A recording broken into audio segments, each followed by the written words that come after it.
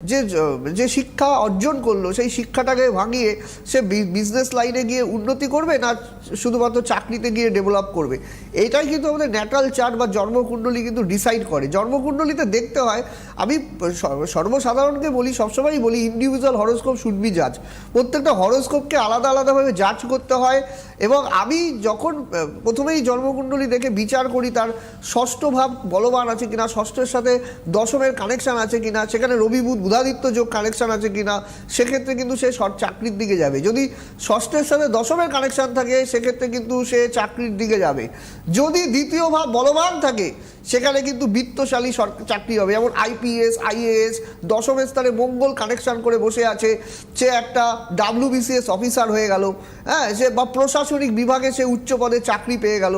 এগুলো কিন্তু দশম ভাব যদি কর্মভাব বলবান থাকে।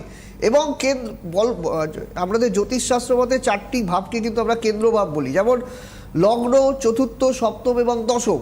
এই যে দশম ভাব বিশেষ করে কি কর্ম করবে, কর্মস্থান যদি দেখা যায় যে সফলতার জায়গা, যেখান থেকে মানুষ সারা জীবনের রোজগার, সারা জীবন সে কতটা নাম সম্মান খ্যাতি প্রতিষ্ঠা অর্জন করবে, এই দশম ভাব কিন্তু তার বিচার্য। যদি দশম